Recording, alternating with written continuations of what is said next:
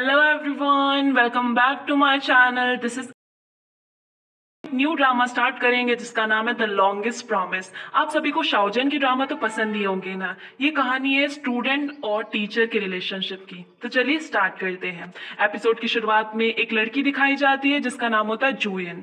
Join जो है princess है क्रिमिस क्लैन की। यहाँ पे वो अपनी फोटो को ड्रॉ कर रही होती है एक है ना पर्दे जैसी चीज के ऊपर। यहाँ पे एक है ना बहुत सारे लोग होते हैं जो गॉड ऑफ फायर से जो है ब्लेसिंग्स मांग रहे होते हैं। ये लड़की जो है जोयन जो कि प्रिंसेस है क्रिम्सन क्लैन की, आज उसकी शादी होती है। वो अपना ही पोर्ट्रेट बना रही होती है। जब वो अपना पोर्ट्रेट बना रही होती है तभी उसकी जो अंतरात्मा होती है वो एकदम से बाहर निकल के कहती है, क्या तुम सच में शादी करना चाहती हो। दूसरी तरफ यहाँ पे कॉन्सेप्ट दिखाई जाती है हुतू ट्राइब की, जो कि लड़की है जो कि हमारी प्रिंसेस, ये उसकी होने वाली सासू है।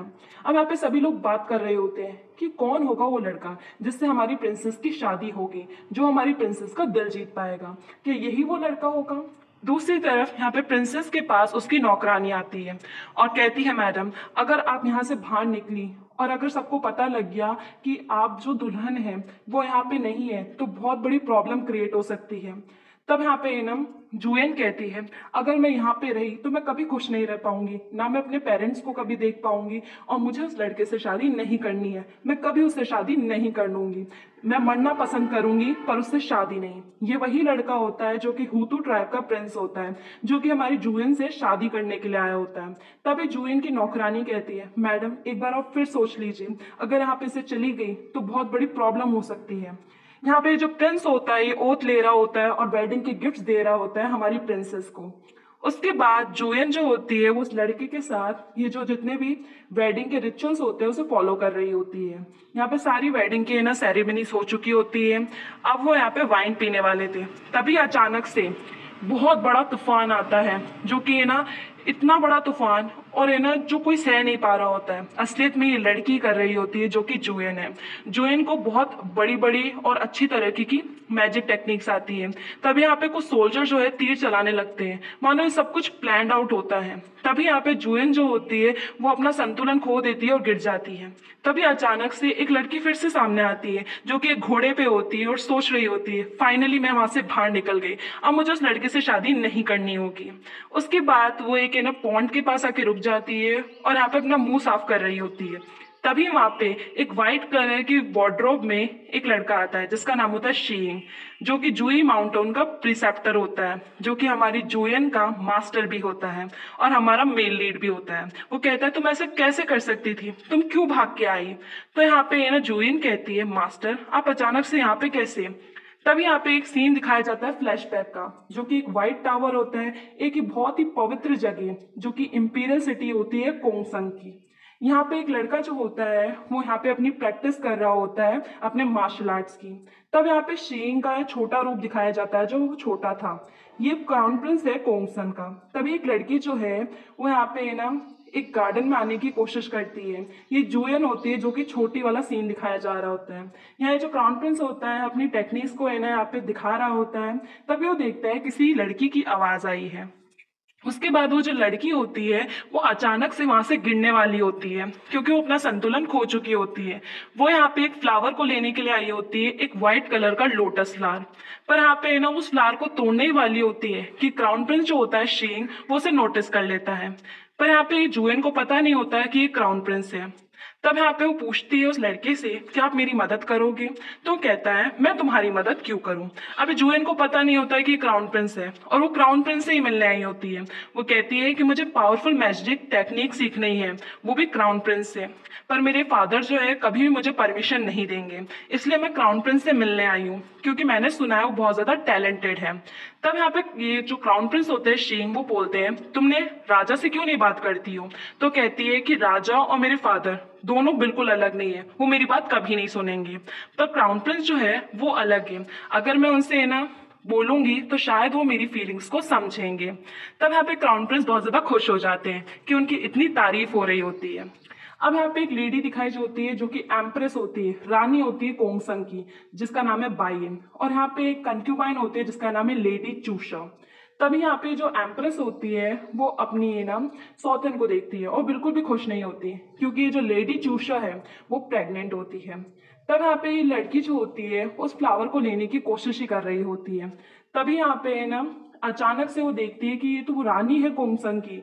उसे देखने के लिए वो रुक जाती है, पर यहाँ पे रानी बिल्कुल भी खुश नहीं होती उस लेडी चूषो को देखने के लिए। तब यहाँ पे लड़की जो है वो यहाँ पे देख रही होती है कि अचानक से वो अपना संतुलन खो देती है और नीचे गिर जाती है। तभी ये जो लेडी चूषा है वो देखती है कौन है, ये कोई असेसिन तो नहीं है जो मुझे मारने के लिए आया है। तभी वो लड़की को कुछ लोग बंदी बना लेते हैं। वो कहती है तुम कौन हो, और यहाँ पे कुछ हो जाता तो मुझे, तुम्हें शर्म नहीं आई यहाँ पे आते हुए? बताओ कौन हो तुम, कहीं तुम्हारे फादर ने तो मुझे नहीं भेजा जिसकी वजह से तुम मुझे चोट पहुंचा सको। तब यहाँ पे जुएन कहती है कि मेरे फादर को इसके बारे में कुछ भी नहीं पता है, आप गलत समझ रही हैं। तभी ये जो लेडी चूषा होती है वो उसके हाथों से वो फ्लावर ले लेती है। तब यहाँ पे जुएन बोल रही होती है मुझे वापस दो, मुझे वापस दो। फिर उसके फ्लावर को जो है वो अपने पैरों से कुचल देती है, और यहाँ पे जुएन जो है बहुत ज्यादा रो रही होती है, गिड़गिड़ा रही होती है, पर उसका फ्लावर जो है उसको वो एकदम कुचल देती है। वो कहती है जुएन कि तुम मेरे फादर को फ्रेम करना क्यों चाहती हो। उसके बाद लेडी चूषो को गुस्सा आ जाता है और वो हमारी जुएन को चाटा मार देती है। तभी वहां पे क्राउन प्रिंस आ जाते हैं। वो कहते हैं तुम दोनों क्यों लड़ रहे हो। तभी लेडी चूषा कहती है क्राउन प्रिंस, आपको इन सब बातों में मामले में दखल देने की कोई जरूरत नहीं है, ये इंपीरियल हरम का मामला है। तभी वो देखती है जुएन कि तो वही लड़का है, मतलब यही क्राउन प्रिंस है क्या। उसे समझ नहीं आ रहा होता कि उसने ये सारे वर्ड्स क्यों कह दिए। उसे समझ में नहीं आया था, उसे अपने मतलब वो है ना जबान पे थोड़ा लगाम देनी चाहिए थी। अब यहाँ पे क्राउन प्रिंस जो है इस लड़की जुएन का साथ दे रहे होते हैं। वो कह रहे होते हैं कि मैं जानता हूँ कि आप प्रेग्नेंट है, मेरे फादर का खून है आपके पेट में, पर इसका मतलब ये नहीं है कि आप किसी को भी चोट पहुंचा सके। तब यहाँ पे लेडी चूषा कुछ भी नहीं कर पाती। वो कहती है अगर आप इस लड़की का इतना ही साथ दे रहे हैं तो ठीक है, मैं इस लड़की को कुछ नहीं करूंगी, मैं आज से जा रही हूँ, पर ध्यान रखिएगा आपको अपने कर्मों की सजा जरूर मिलेगी, मैं छोड़ रही हूँ उसे। फिर लेडी चूषा चली जाती है। फिर यहाँ पे जुएन जो है कह रही होती है मुझे माफ कर दीजिएगा कि मैंने आपको भला बुरा कह दिया। तभी ये जो क्राउन प्रिंस होते हैं शीइंग, वो कहते हैं तुम्हारा फेस तो ठीक है ना। वो कहती है कुछ नहीं हुआ है मुझे, बस एक चाटा ही तो मारा था जिसकी वजह से स्वेलिंग आ गई होगी।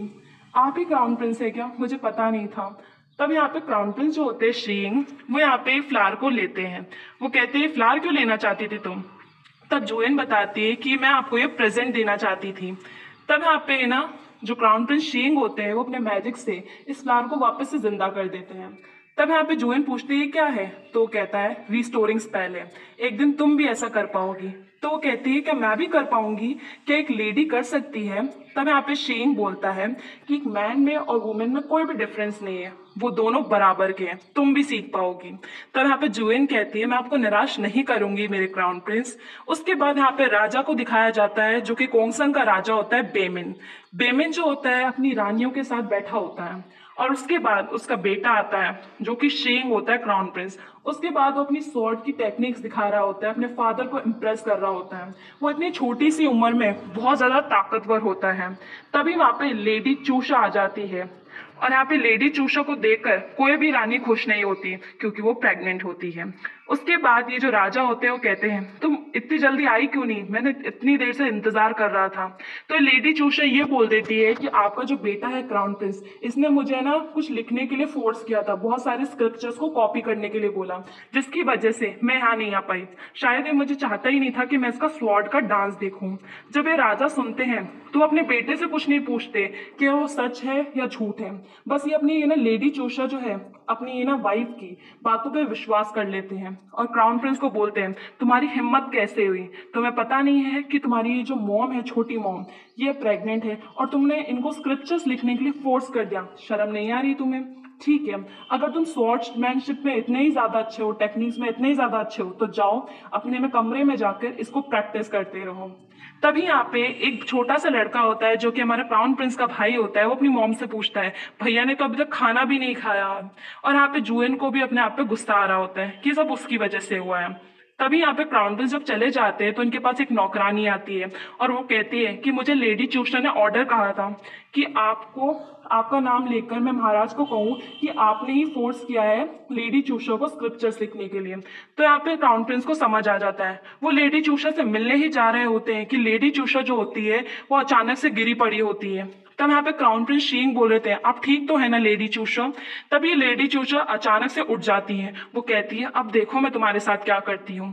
वो यहाँ पे एक तलवार, एक स्वॉर्ड उठाती है और क्राउन प्रिंस को मारने ही जाने वाली थी कि तभी वो अपने ना पेट के अंदर घोचा कर देती है।